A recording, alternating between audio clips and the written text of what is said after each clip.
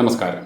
തുടക്കത്തിലെ ഞാൻ പറയാം, നിമിഷപ്രിയ ശിക്ഷിക്കപ്പെടണമെന്നോ അല്ലെങ്കിൽ അവൾ കൊല്ലപ്പെടണമെന്നോ ഞാൻ ഒരിക്കലും ആഗ്രഹിക്കുന്നില്ല.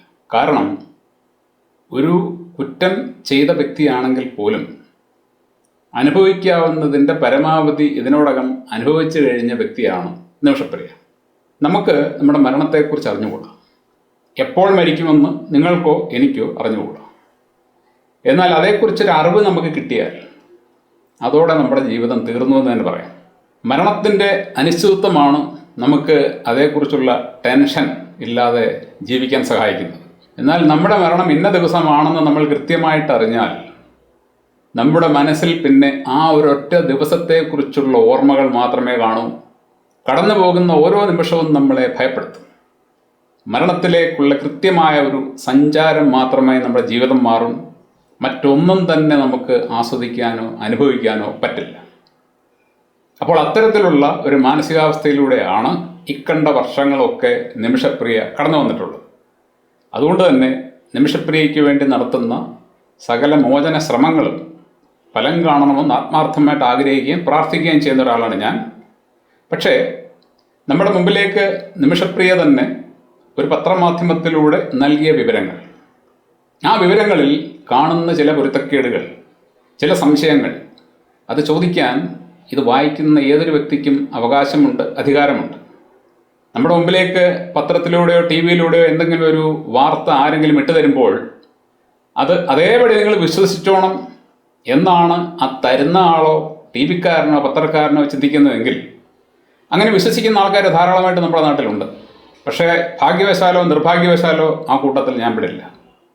അപ്പോൾ നിമിഷപ്രിയ മലയാള മനോരമയിലൂടെ നമ്മളോട് പറഞ്ഞ കാര്യങ്ങൾ, 2020 പറഞ്ഞ കാര്യങ്ങൾ എന്താണെന്നുള്ളത് വായിക്കാൻ ആഗ്രഹമുള്ളവർക്ക് ഈ വീഡിയോയുടെ ഡിസ്ക്രിപ്ഷനിൽ പോവുക. അവിടെ എൻ്റെ ലിങ്ക് കൊടുത്തിട്ടുണ്ട്. പൂർണ്ണമായിട്ട് നിങ്ങൾക്കത് വായിക്കാം. അത് വായിച്ച ശേഷം ഈ വീഡിയോ കാണുന്നതായിരിക്കും നല്ലത്.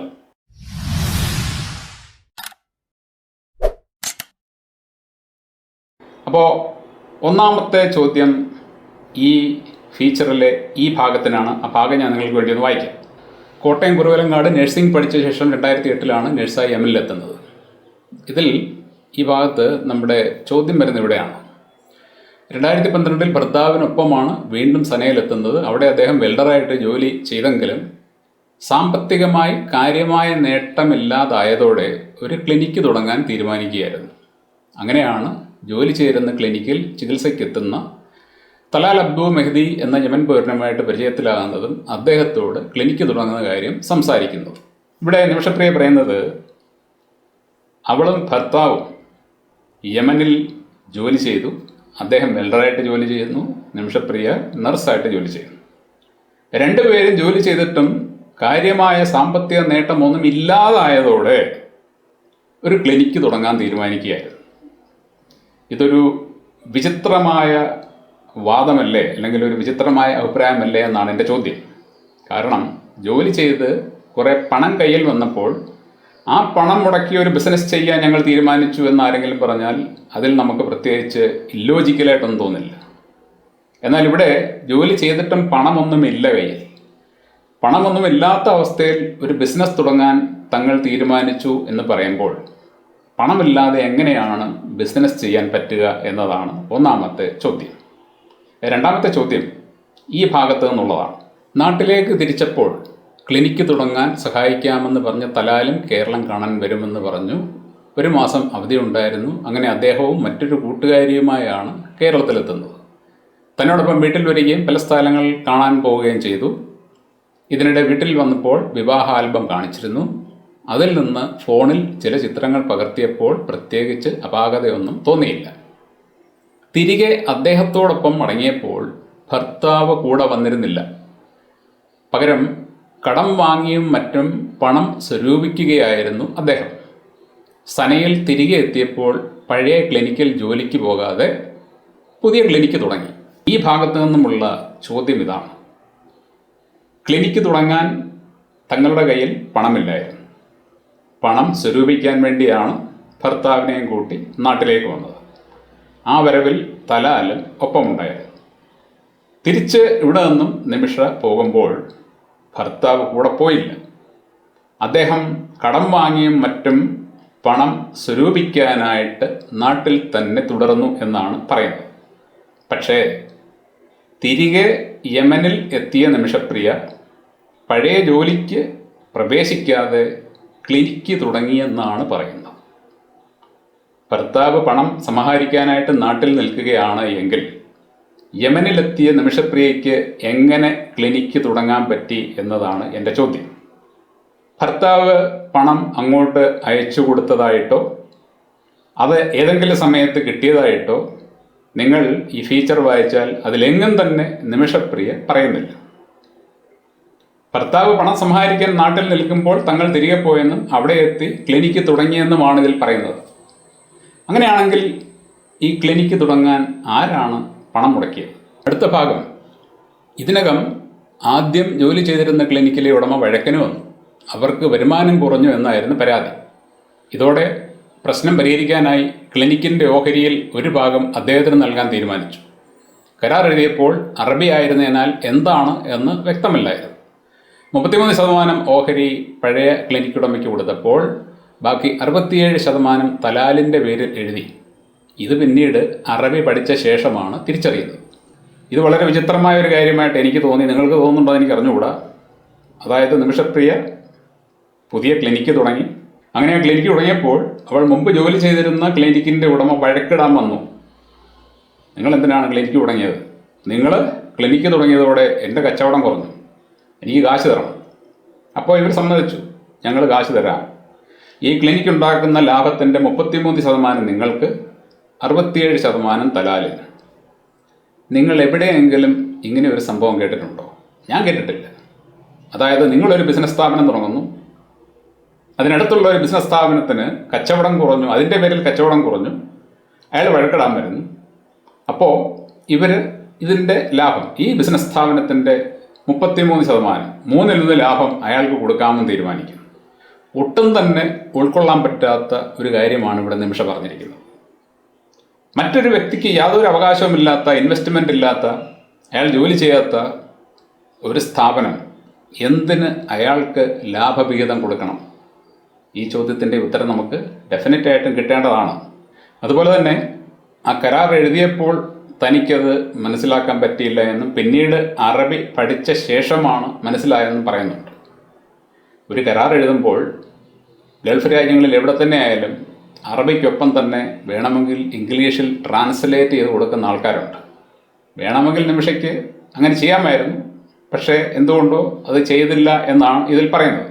എങ്കിലും എന്തിനാണ് യാതൊരു ഷെയറുമില്ലാത്ത ഒരു വ്യക്തിക്ക് വഴക്കിട്ടതിൻ്റെ പേരിൽ 33% ലാഭം കൊടുക്കാമെന്ന് കരാറുണ്ടാക്കിയത്?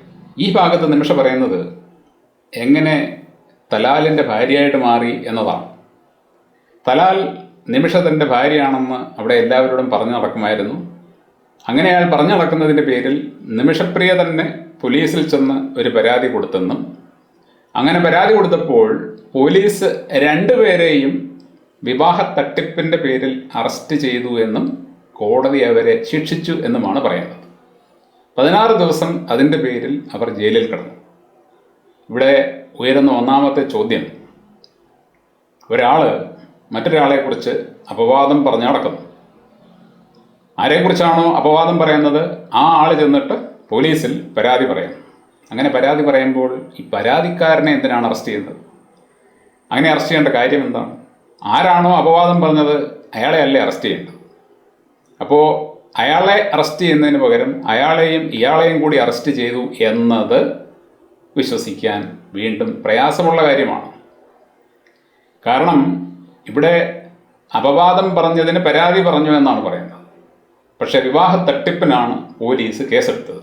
വിവാഹ തട്ടിപ്പ് എന്ന് പറയുമ്പോൾ നമ്മുടെ നാട്ടിൽ ഒരു വ്യക്തിയെ വിവാഹം കഴിക്കാമെന്ന് പറഞ്ഞ് മോഹിപ്പിച്ച് കബളിപ്പിക്കുന്നതോ, അല്ലെങ്കിൽ ഒരു ഭാര്യയും കുട്ടിയും ഉള്ളവൻ പോയി വേറൊരാളെ അവിവാഹിതനാണെന്ന് പറഞ്ഞ് കല്യാണം കഴിക്കുന്നതോ ഒക്കെയാണ് തട്ടിപ്പ്. എന്നാൽ ഇവിടെ അങ്ങനെയൊന്നും സംഭവിച്ചിട്ടില്ല. ഇവിടെ തലാല് നിമിഷപ്രിയ തൻ്റെ ഭാര്യയാണെന്ന് പലരോടും പറഞ്ഞു നടക്കുന്നു. അത് പോലീസ് ചെന്ന് പറഞ്ഞപ്പോൾ പോലീസ് 2 പേരെയും അറസ്റ്റ് ചെയ്തതെന്നാണ് പറയുന്നത്. തുടർന്ന് ജയിലിൽ കിടക്കുന്ന സമയത്ത് തലാൽ ഒരു വ്യാജ വിവാഹ സർട്ടിഫിക്കറ്റ് ഉണ്ടാക്കി കോടതിയെ കാണിച്ചെന്നും കോടതി അത് കണ്ട് ബോധ്യപ്പെട്ട് രണ്ടുപേരും ഭാര്യാഭർത്താക്കന്മാർ തന്നെയാണെന്ന് വിധി കൽപ്പിച്ച് വെറുതെ വിട്ടു എന്നുമാണ് പറയുന്നത്. എന്ന് പറഞ്ഞാൽ ജയിലിലായ തലാല് വിവാഹത്തട്ടിപ്പിന് വേണ്ടി അറസ്റ്റിലായി കഴിഞ്ഞാൽ തനിക്ക് വലിയൊരു ശിക്ഷ കിട്ടുമെന്ന് മനസ്സിലാക്കി അവിടെ നിന്ന് രക്ഷപ്പെടാൻ ശ്രമിച്ചു. രക്ഷപ്പെടാനുള്ള വഴി തങ്ങൾ രണ്ടുപേരും ഭാര്യാഭർത്താക്കന്മാരാണെന്ന് കോടതിയെ ബോധ്യപ്പെടുത്തുകയാണെന്ന് അയാൾക്ക് മനസ്സിലായി. അതിനുവേണ്ടി അയാളൊരു സർട്ടിഫിക്കറ്റ് തട്ടിക്കൂട്ടി ഉണ്ടാക്കി കോടതിയെ ബോധ്യപ്പെടുത്തി എന്നാണ് നിമിഷപ്രിയ പറയുന്നത്. എനിക്കിവിടെ ഒരുപാട് ചോദ്യങ്ങളുണ്ടെങ്കിലും ഏറ്റവും പ്രധാനപ്പെട്ട ചോദ്യം ഇതാണ്: അയാൾ ഉണ്ടാക്കിയ വിവാഹ സർട്ടിഫിക്കറ്റ് വ്യാജമാണെന്ന് നിമിഷപ്രിയയ്ക്ക് അറിയാമായിരുന്നെങ്കിൽ എന്തുകൊണ്ട് കോടതിയോട് അത് പറഞ്ഞില്ല? അതേപോലെ തന്നെ ഇവിടെ നിമിഷപ്രിയ പറയുന്നൊരു കാര്യം, ഈ സംഭവങ്ങളൊക്കെ നടക്കുമ്പോൾ ഇതെല്ലാം ഭർത്താവിനെ വിളിച്ച് പറയാൻ ഞാൻ ആഗ്രഹിച്ചിരുന്നു. അതിനുവേണ്ടി 20 സിം കാർഡുകളെങ്കിലും എടുത്തിട്ടുണ്ട്. പക്ഷേ എടുത്ത സിം കാർഡുകളെല്ലാം തലാൽ വാങ്ങി ഒടിച്ചു കളയുമായിരുന്നു എന്നാണ്. ഇതും നമുക്ക് വിശ്വസിക്കാൻ വീണ്ടും പ്രയാസം. കാരണം നിങ്ങൾ ആലോചിച്ച് നോക്കണം, സിം കാർഡ് എടുക്കാൻ നിമിഷപ്രിയയ്ക്ക് സാധിക്കുന്നുണ്ട്. സിം കാർഡ് അവിടെയുള്ള ഏതെങ്കിലും കടയിൽ പോയായിരിക്കും എടുക്കുന്നത്. അങ്ങനെ സിം കാർഡ് എടുക്കുമ്പോൾ അത് എടുക്കുന്ന സമയത്ത് തന്നെ മൊബൈൽ ഫോണിൽ ഇട്ട് നാട്ടിലേക്ക് വിളിക്കാൻ പറ്റും. ഇനി തലാലിൻ്റെ കൂടെയാണ് പോകുന്നത്, തലാല് തനിച്ചെങ്ങും വിടില്ല, ഭാര്യയും കൂട്ടിയാണ് പോകുന്നത്, അല്ലെങ്കിൽ നിമിഷപ്രിയയും കൂട്ടിയാണ് പോകുന്നത്. പോയിട്ട് അവിടെ ചെന്ന് സിം കാർഡ് എടുക്കുന്നു. സിം കാർഡ് വാങ്ങുമ്പോൾ തന്നെ പുള്ളിക്കാരൻ അത് വാങ്ങി ഒടിച്ചു കളയും. അങ്ങനെ ഒരു വട്ടം സംഭവിച്ചു കഴിഞ്ഞാൽ പിന്നീട് രണ്ടാമത് അയാളെയും കൂട്ടിക്കൊണ്ട് ഒരിക്കലും പോകേണ്ട കാര്യമില്ലല്ലോ. മറ്റേതെങ്കിലും രൂപത്തിൽ സിം കാർഡ് എടുക്കാം. ക്ലിനിക്കിലാണ് ജോലി ചെയ്യുന്നത്, അവിടെ ഒപ്പം ജോലി ചെയ്യുന്ന ആൾക്കാരോട് പറഞ്ഞാൽ അവർ വാങ്ങിക്കൊണ്ട് കൊടുക്കും. അതല്ല എന്നുണ്ടെങ്കിൽ അവിടെ വരുന്ന ഏതെങ്കിലും രോഗിയോട് പറഞ്ഞാൽ അവർ സഹായിക്കും. പല വിധത്തിൽ എടുക്കാൻ പറ്റും. അപ്പോൾ 20 സിം കാർഡുകൾ എടുത്തിട്ടും ആ 20 സിം കാർഡുകളും ഉപയോഗിച്ച് നാട്ടിലേക്ക് വിളിക്കാൻ പറ്റിയില്ല എന്ന് പറയുമ്പോൾ അസ്വാഭാവികതയുണ്ട്. തീർച്ചയായിട്ടും വിളിക്കാൻ പറ്റുമായിരുന്നു, വിളിക്കണമെന്ന് ആഗ്രഹമുണ്ടായിരുന്നെങ്കിൽ എന്ന് ഞാൻ പറഞ്ഞാൽ എങ്ങനെയാണ് 20 സിം കാർഡുകളും തലാല് വാങ്ങി ഒടിച്ചു കളഞ്ഞത്? സിം കാർഡ് വാങ്ങി ഒരു മൊബൈൽ ഫോണിൽ ഇടാൻ എത്ര സമയമെടുക്കും? എത്ര നിമിഷത്തെ കാര്യമാണത്? വളരെ സിമ്പിളായിട്ട് ഈസി ആയിട്ട് ചെയ്യാവുന്നൊരു കാര്യം. സിം കാർഡ് രഹസ്യമായിട്ട് വാങ്ങിക്കൊണ്ട് വന്ന് ആരും കാണാതെ മൊബൈൽ ഫോണിൽ ഇട്ടിട്ട് ബാത്റൂമിൽ കയറി വേണമെങ്കിലും നാട്ടിലേക്ക് ഫോൺ ചെയ്യാം. പല വഴികളുണ്ട്.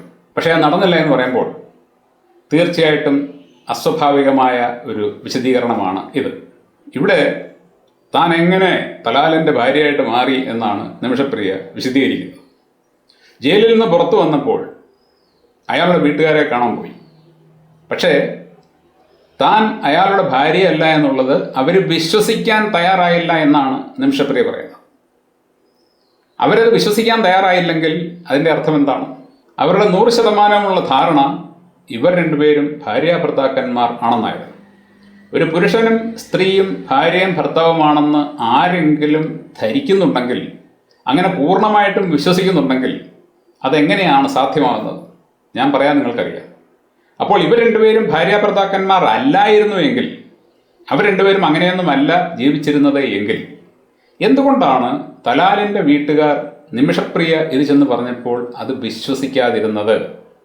രണ്ടാമത് നിമിഷപ്രിയ പറയുന്നത്, ഞാൻ അദ്ദേഹത്തിൻ്റെ ചേട്ടൻ്റെ വീട്ടിൽ ചെന്നപ്പോൾ അവരുമായിട്ട് തർക്കിച്ചു, പക്ഷേ അവർ വിവാഹ ചടങ്ങ് പോലെ ഒന്ന് നടത്തി, എനിക്ക് പിന്നീട് അവിടെ താമസിക്കേണ്ടി വന്നു എന്നാണ്. നിമിഷപ്രിയ ഒരു ഭാര്യയാണ്, ഒരു അമ്മയാണ്. അവളെ മറ്റൊരുവൻ്റെ ഭാര്യയാക്കി മാറ്റാൻ ആരെങ്കിലും ശ്രമിക്കുമ്പോൾ തീർച്ചയായിട്ടും ശക്തമായിട്ട് തന്നെ അതിനെ എതിർക്കാൻ പറ്റും. എന്നാൽ ഇവിടെ ഒരു വ്യക്തതയില്ലാത്ത തരത്തിലാണ് നിമിഷപ്രിയ കാര്യങ്ങൾ പറയുന്നത്. ചേട്ടൻ്റെ വീട്ടിൽ ചെന്ന് ഞാൻ തർക്കിച്ചു, അപ്പോൾ അവരവിടെ വിവാഹ ചടങ്ങ് പോലെ എന്തോ നടത്തി. തർക്കിക്കാൻ പോയപ്പോൾ കയ്യോടെ പിടിച്ച് വിവാഹ ചടങ്ങ് നടത്തുകയാണ്. പിന്നീട് അവിടെ താമസിക്കേണ്ടി വന്നു. ഭാര്യ അല്ല എന്നുണ്ടെങ്കിൽ, അവൻ എൻ്റെ ഭർത്താവല്ല എന്ന് നല്ല ഉറപ്പുണ്ടെങ്കിൽ, അങ്ങനെ ഒരു ബന്ധം ആ വ്യക്തിയുമായിട്ടില്ല എങ്കിൽ, പ്രത്യേകിച്ച് നാട്ടിൽ ഭർത്താവും ഒരു കുഞ്ഞുമുള്ള സ്ഥിതിക്ക് എന്ത് വില കൊടുത്തും അതിനെ എതിർക്കാൻ പറ്റുമായിരുന്നു. ഈ വിവാഹ ചടങ്ങ് നടക്കുമ്പോഴാണ് തലാൽ നിമിഷപ്രിയയുടെ പാസ്പോർട്ട് വാങ്ങി വെച്ചത് എന്നും പറയുന്നുണ്ട്. വാങ്ങി വെക്കുക എന്ന് പറയുമ്പോൾ സ്വമനസാലെ കൊടുത്തതാണോ എന്ന ചോദ്യവും ഉയരുന്നുണ്ട്. എന്തു തന്നെയാലും ശരി, എന്തുകൊണ്ടാണ് ഭർത്താവും കുഞ്ഞും ഉണ്ടായിട്ടും അവരങ്ങനെ ഒരു വിവാഹ ചടങ്ങ് നടത്തിയപ്പോൾ അതിനെ ശക്തമായിട്ട് എതിർക്കാഞ്ഞത്? അടുത്തതായിട്ട് ഈ ഭാഗത്ത് നിമിഷപ്രിയ പറയുന്നത്, തലാൽ പല കുറ്റകൃത്യങ്ങൾക്കും പലപ്പോഴും ജയിലിൽ പോയിട്ടുണ്ട്. അങ്ങനെ അയാൾ ജയിലിലായിരിക്കുന്ന സമയത്ത് പാസ്പോർട്ട് വാങ്ങാനായിട്ട് അവിടെ പോയിരുന്നു. പക്ഷെ അപ്പോഴും അയാൾ അത് കൊടുക്കാൻ തയ്യാറായില്ല.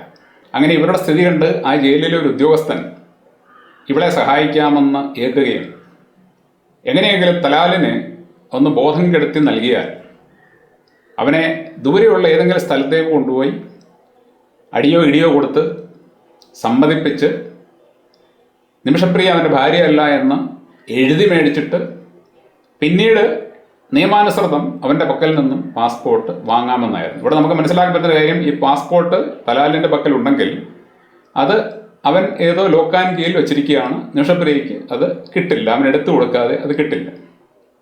ഒരുപക്ഷെ അത് വീട്ടിലാകാം, മറ്റെവിടെങ്കിലും ആകാം. അപ്പോൾ അത് കിട്ടണം എന്നുണ്ടെങ്കിൽ, നിയമപരമായിട്ട് കിട്ടണമെന്നുണ്ടെങ്കിൽ ഭാര്യയല്ല, താൻ ഇവൻ്റെ ഭാര്യയല്ല എന്ന് തെളിയിക്കണം. അങ്ങനെ തെളിയിക്കാനുള്ളൊരു വഴിയാണ് ഈ ഉദ്യോഗസ്ഥൻ പറഞ്ഞു കൊടുത്തതായിട്ട് പറയുന്നത്. അതായത് തലാൽ തന്നെ എഴുതി തരികയാണ്, ഇവളെൻ്റെ ഭാര്യയല്ല, ഞാൻ അവിടെ കൊടുത്തത് വ്യാജ സർട്ടിഫിക്കറ്റാണ്. അപ്പോൾ ഇങ്ങനെ ഒരു ആവശ്യത്തിന് വേണ്ടിയാണ് ഈ തലാലിനെ അനസ്തേഷ്യ നൽകി ബോധം കെടുത്തിയതെന്ന് നിമിഷപ്രിയ പറയുമ്പോൾ ഇവിടെ മറ്റൊരു ചോദ്യം വരുന്നുണ്ട്. തലാൽ കോടതിയിൽ കൊടുത്തത് വ്യാജ വിവാഹ സർട്ടിഫിക്കറ്റാണ് എന്ന് നിമിഷപ്രിയ പറയുന്നു. ഈ ജയിലിലെ ഉദ്യോഗസ്ഥൻ ഇങ്ങനെ ഒരു രീതിയിൽ സഹായിക്കാമെന്ന് അവളോട് പറയും. അതായത് അവനെ ബോധം കെടുത്തി തന്നു കഴിഞ്ഞാൽ കൊണ്ടുപോയി അടിയോ ഇടിയോ കൊടുത്ത് അവനെ കൊണ്ട് എഴുതി മേടിപ്പിക്കാം എന്ന് അയാൾ പറയുന്നുണ്ടെങ്കിൽ അയാൾ ആത്മാർത്ഥമായിട്ട് തന്നെ നിമിഷപ്രിയയെ സഹായിക്കാൻ മനസ്സുള്ള ഒരു വ്യക്തിയാണ് എന്ന് നമുക്ക് മനസ്സിലാക്കാൻ പറ്റുന്നുണ്ട്. അങ്ങനെയാണെന്നുണ്ടെങ്കിൽ ഇവനും കൊടുത്തത് വ്യാജ സർട്ടിഫിക്കറ്റാണെന്ന് കോടതിയെ ബോധ്യപ്പെടുന്നതല്ലായിരുന്നോ കുറേ കൂടി എളുപ്പം? ഈ ഉദ്യോഗസ്ഥൻ സഹായിക്കുന്നുണ്ടെങ്കിൽ അദ്ദേഹത്തിന് സഹായം വാങ്ങി ഇവൻ കോടതിയിൽ കൊടുത്ത വിവാഹ സർട്ടിഫിക്കറ്റ് വ്യാജമാണെന്നും ഞാൻ ഇവൻ്റെ ഭാര്യ അല്ല എന്നും ഞാൻ യഥാർത്ഥത്തിൽ മറ്റൊരു വ്യക്തിയുടെ ഭാര്യയാണെന്നും അതിനുവേണ്ടി നാട്ടിൽ നിന്നും സ്വന്തം മാരേജ് സർട്ടിഫിക്കറ്റ് വരുത്തി, വേണമെങ്കിൽ അത് അറ്റസ്റ്റ് ചെയ്ത് വരുത്തി കോടതിയെ കാണിച്ച് രക്ഷപ്പെടാൻ പറ്റില്ലായിരുന്നു. തീർച്ചയായിട്ടും അങ്ങനെ ചെയ്തിരുന്നെങ്കിൽ തലാലിന് കോടതി ശിക്ഷയും കൊടുക്കുമായിരുന്നു, നിമിഷപ്രിയയ്ക്ക് പാസ്പോർട്ട് തിരികെ കിട്ടുമായിരുന്നു, നാട്ടിൽ വരാനും സാധിക്കുമായിരുന്നു. എന്തുകൊണ്ടത് ചെയ്തില്ല? അവനെ തട്ടിക്കൊണ്ടുപോയി അടിയും ഇടിയും കൊടുക്കുന്നതിനേക്കാളും ഒക്കെ എത്രയോ ഈസി ആയിട്ടുള്ള വഴിയായിരുന്നു കോടതിയെ ഇക്കാര്യം ബോധ്യപ്പെടുത്തി അതുവഴി നിയമപരമായിട്ട് പാസ്പോർട്ട് വാങ്ങിച്ചെടുക്കുക എന്നുള്ളത്. ഞാൻ കേട്ടിടത്തോളം യമനിൽ വളരെ നല്ല നിയമങ്ങളൊക്കെ ഉള്ള ഒരു രാജ്യമായിട്ടാണ് അറിയുന്നത്. അവിടുത്തെ സാധാരണ ജനങ്ങൾക്കൊക്കെ പരിപൂർണമായിട്ടുള്ള സുരക്ഷ കൊടുക്കുന്ന കാടൻ നിയമങ്ങളൊന്നും ഇല്ലാത്ത രാജ്യമാണ്. അതുകൊണ്ട് തന്നെ നിമിഷപ്രിയയ്ക്ക് വളരെ വലിയൊരു സാധ്യത ഈ രീതിയിൽ ഉണ്ടായിരുന്നു. പക്ഷേ എന്തുകൊണ്ടാണ് അത് ഉപയോഗപ്പെടുത്താഞ്ഞത്? ഇവിടെ നിമിഷപ്രിയ പറയുന്നത് തലാലിനെ കുത്തിവെച്ച ആ സംഭവമാണ്. യൂറിനറി ഇൻഫെക്ഷൻ ആണെന്ന് പറഞ്ഞ് തലാൽ വന്നപ്പോൾ നിമിഷപ്രിയ പറയുന്നത് ആ അവസരം മുതലെടുത്ത് അവന് സെഡേറ്റീവ് കുത്തിവെച്ചു എന്നാണ്. ആദ്യം കുത്തിവെച്ചപ്പോൾ അത് ഏറ്റില്ല, കാരണം തലാൽ ലഹരി മരുന്ന് ഉപയോഗിക്കുന്ന ആളാണ്. അതുകൊണ്ട് രണ്ടാമത് കുറെ കൂടിയ ഡോസിൽ കുത്തിവെച്ചു. അങ്ങനെ കുത്തിവെച്ചപ്പോൾ അയാൾ വീണ് മരണപ്പെട്ടു എന്നാണ് പറയുന്നത്. അങ്ങനെ മരണപ്പെട്ടപ്പോൾ അയാളുടെ ശരീരം ദൂരെ എവിടെയെങ്കിലും കൊണ്ടുപോയി കളയണമെന്നായിരുന്നു ആഗ്രഹം. പക്ഷേ അത് നടന്നില്ല. അതുകൊണ്ടാണ് പിന്നീടത് കഷ്ണം കഷ്ണങ്ങളായിട്ട് മുറിച്ച് വാട്ടർ ടാങ്കിൽ ഇട്ടത് എന്ന് പറയുന്നു. ഇവിടെ എൻ്റെ ചോദ്യം ഇതാണ്, ഒരു ആശുപത്രിയിൽ ചികിത്സാ മരണം എന്ന് പറയുന്നത് ഇന്നത്തെ കാലത്ത് അനുദിനം നടക്കുന്ന കാര്യമാണ്. ആശുപത്രികളിൽ ആര് മരിച്ചാലും ശരി ആരും ചോദ്യം ചെയ്യാറില്ല. കാരണം ചികിത്സ കൊടുക്കുമ്പോഴാണ് മരിച്ചത്. ആളെ രക്ഷപ്പെടുത്താൻ വേണ്ടി ഞങ്ങൾ ശ്രമിച്ചുകൊണ്ടിരുന്നപ്പോൾ അയാൾ മരണപ്പെട്ടു പോയി. പൂച്ച മാന്തിയതിന് വാക്സിൻ എടുത്ത് 11 വയസ്സുള്ള കുട്ടി മരിച്ചത് നമ്മൾ അറിഞ്ഞതാണ്. പട്ടി മാന്തിയതിന് വാക്സിൻ എടുത്ത് കൊച്ചുകുട്ടി മരിച്ചത് നമ്മൾ അറിഞ്ഞതാണ്. പലതരത്തിലുള്ള ചികിത്സകൾക്ക് പോയി അതുമൂലം മരണപ്പെട്ടു പോകുന്ന ആൾക്കാരെ കുറിച്ച് നമ്മൾ മിക്കപ്പോഴും പത്രങ്ങളിൽ വായിക്കാറുണ്ട്. അപ്പോൾ ഇവിടെ ഒരു ആശുപത്രിയിൽ, ഒരു ക്ലിനിക്കിൽ നടന്ന ഒരു മരണമാണ്. മരുന്ന് മാറി കുത്തിവെച്ചതാണ് അല്ലെങ്കിൽ അബദ്ധം പറ്റിപ്പോയതാണ് എന്ന് പറഞ്ഞാൽ അത് വലിയൊരു ക്രൈമായിട്ടൊന്നും മാറില്ല. അതുമല്ലെങ്കിൽ കുത്തിവെച്ച മരുന്നിൻ്റെ സൈഡ് എഫക്റ്റ് മൂലം സംഭവിച്ചതാകാം, അങ്ങനെയും പറയാം. പക്ഷെ അതിനൊന്നും എന്തുകൊണ്ട് ശ്രമിച്ചില്ല? അങ്ങനെ ശ്രമിക്കാമായിരുന്നു. കാരണം മരുന്ന് മാറി കുത്തിവെച്ച് ഒരുപാട് പ്രശ്നങ്ങൾ പലയിടത്തും ഉണ്ടാകുന്നുണ്ട്. അതങ്ങനെ തന്നെയാണെന്ന് മനസ്സിലാക്കാനുള്ള കഴിവ് എല്ലായിടത്തെ പോലീസുകാർക്കുണ്ട്. കാരണം ആശുപത്രികൾ എപ്പോഴും മനുഷ്യനെ രക്ഷിക്കാനിരിക്കുന്ന സ്ഥാപനങ്ങളാണെന്നാണ് വെപ്പ്. അതുകൊണ്ട് തന്നെ അവിടെ ഒരു മരണം നടന്നാലും ശരി, അതിലാരും വലിയ അസ്വാഭാവികതയൊന്നും കാണില്ല. അപ്പോൾ അങ്ങനെയുള്ള ഒരു ഓപ്ഷൻ ഉണ്ടായിരിക്കെ എന്തുകൊണ്ടാണ് അത് ഉപയോഗപ്പെടുത്താഞ്ഞത്? ഇനിയുള്ള ഒരു ചോദ്യം എന്ന് പറയുന്നത്, നിമിഷപ്രിയ ഈ കഷ്ടപ്പാടെല്ലാം പെട്ടത് പാസ്പോർട്ട് കിട്ടാൻ വേണ്ടിയാണെന്നാണ് പറയുന്നത്. പാസ്പോർട്ട് കിട്ടിക്കഴിഞ്ഞാൽ നാട്ടിൽ പോകാം. അതിനുവേണ്ടി ജിബൂട്ടിയിലുള്ള ഇന്ത്യൻ എംബസിയിൽ പോയി ശ്രമം നടത്തിയെന്നും അവർ പറഞ്ഞു പത്രത്തിലൊരു പരസ്യം കൊടുക്കുക, പാസ്പോർട്ട് നഷ്ടമായി, എന്നിട്ട് ഞങ്ങൾക്കൊരു അപേക്ഷ നൽകുക. പക്ഷേ അത് നടന്നില്ല എന്ന് നിമിഷപ്രിയ പറയുന്നുണ്ട്. എന്തുകൊണ്ട് നടന്നില്ല? അതിന് ശ്രമിച്ചില്ലേ, അതോ ശ്രമിച്ചിട്ടും നടന്നില്ലേ? യമനിലെ പ്രത്യേക സ്ഥിതി വെച്ചിട്ട് എംബസിയിൽ പറയുകയാണ്, എനിക്ക് നാട്ടിൽ പോകണം, എനിക്ക് ഒരു ഔട്ട് പാസ് ഒപ്പിച്ച് തരണമെന്ന് പറഞ്ഞു കഴിഞ്ഞാൽ അവിടുത്തെ സാഹചര്യം വെച്ച്, പ്രത്യേകിച്ച് അവളുടെ അവിടുത്തെ അവസ്ഥ വെച്ചിട്ട് അവർ സഹായിച്ചത്. അതല്ലെങ്കിൽ താൻ നേരിട്ട് കൊണ്ടിരിക്കുന്ന പ്രശ്നങ്ങൾ എംബസിക്കാരെ അറിയിച്ചിരുന്നെങ്കിൽ ഒരുപക്ഷെ എംബസി മറ്റേതെങ്കിലും തരത്തിൽ ഇടപെട്ട് പാസ്പോർട്ട് വാങ്ങിപ്പിച്ചു കൊടുത്തേനെ. പല സാധ്യതകളുണ്ട്. പക്ഷെ അതിനൊന്നും ശ്രമിച്ചതായിട്ട് കാണുന്നില്ല. എന്തുകൊണ്ടാണ് ശ്രമിക്കാഞ്ഞത്? എംബസിയിൽ കാര്യമായിട്ട് ചെന്ന് ഒന്ന് സംസാരിച്ചിരുന്നെങ്കിൽ ചിലപ്പോൾ ഈ പ്രശ്നം അവർ തന്നെ പരിഹരിച്ചു തന്നേനെ.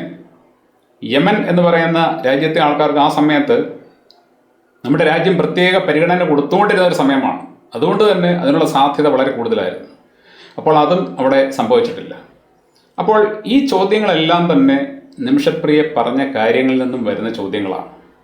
ഇതിൻ്റെ ഉത്തരം ഈ ഇൻ്റർവ്യൂ വായിച്ചിട്ടുള്ള ആൾക്കാർക്ക് കിട്ടേണ്ടതാണ്. കാരണം നമ്മളെ അറിയിച്ച വിവരങ്ങൾ നമ്മൾ അറിയാൻ വേണ്ടി അറിയിച്ചതാണ്. അങ്ങനെ നമ്മൾ അറിഞ്ഞ വിവരങ്ങളിൽ നിന്നും നമുക്ക് വരുന്ന സംശയങ്ങൾ മാറ്റിത്തരേണ്ടത് ആ വിവരങ്ങൾ അറിയിച്ച ആൾക്കാർ തന്നെയാണ്. അതെന്ത് തന്നെയായാലും ശരി, നിമിഷപ്രിയ തലാലിനെ കൊലപ്പെടുത്തിയത് യാതൊരു ഗത്യന്തരവുമില്ലാതെയാണ് എന്ന് തന്നെയാണ് ഞാൻ വിശ്വസിക്കുന്നത്. തലാൽ ഒരു നല്ല വ്യക്തിയായിരുന്നെങ്കിൽ അങ്ങനെ ഒരു ക്രൈം അവൾക്ക് ചെയ്യേണ്ടി വരില്ലായിരുന്നു എന്നും ഞാൻ വിശ്വസിക്കുന്നു. എന്തു തന്നെയായാലും ശരി, ഇപ്പോൾ ഈ പെൺകുട്ടിയെ രക്ഷപ്പെടുത്താനായിട്ട് നടത്തുന്ന ശ്രമങ്ങൾ വിജയം കാണട്ടെ എന്നും, കാരണം ഇതിനോടകം തന്നെ അനുഭവിക്കാവുന്നത്ര അവൾ അനുഭവിച്ച് കഴിഞ്ഞിട്ടുണ്ട്. ഇനിയും അതിൻ്റെ പേരിൽ മാനസിക വ്യഥ അനുഭവിച്ച് മുമ്പോട്ട് പോകേണ്ട ഒരു കാര്യമുണ്ടെന്ന് തോന്നുന്നില്ല. ഒരു മനുഷ്യന് കിട്ടാവുന്ന ഏറ്റവും വലിയ ശിക്ഷ എന്ന് പറയുന്നത് മാനസിക പീഡനം തന്നെയാണ്. മരണശിക്ഷ എന്ന് പറഞ്ഞു കഴിഞ്ഞാൽ ഒരു നിമിഷം കൊണ്ട് എല്ലാം തീരും. പിന്നീട് മരിച്ചു പോകുന്ന ആൾ ഒന്നും അറിയുന്നില്ല. എന്നാൽ ജീവിച്ചിരുന്നുകൊണ്ട് മരണത്തെക്കുറിച്ചുള്ള ഭയം മൂലം അനുദിനം പിരിമുറുക്കത്തിൽ ജീവിക്കേണ്ടി വരിക എന്ന് പറഞ്ഞാൽ അതിനേക്കാളും വലിയ ഒരു ശിക്ഷ ഒരാൾക്കും കിട്ടാനില്ല. ആ ശിക്ഷ കഴിഞ്ഞ ഏതാണ്ട് 7-8 കൊല്ലങ്ങളായിട്ട് നിമിഷപ്രിയ അനുഭവിച്ചുകൊണ്ടിരിക്കുകയാണ്. അതുകൊണ്ട് തന്നെ അവൾക്ക് മോചനം കിട്ടട്ടെ എന്ന് ഞാൻ ആത്മാർത്ഥമായിട്ടും ആഗ്രഹിക്കുന്നു. അതിനുവേണ്ടി നടക്കുന്ന എല്ലാ ശ്രമങ്ങളും വിജയിക്കട്ടെ. ഒപ്പം ഇവിടെ ഈ ഉന്നയിച്ച ചോദ്യങ്ങൾക്കുള്ള ഉത്തരങ്ങളും ആരെങ്കിലും നൽകുന്നെങ്കിൽ നൽകട്ടെ എന്ന് ആശിക്കുന്നു. Thank you.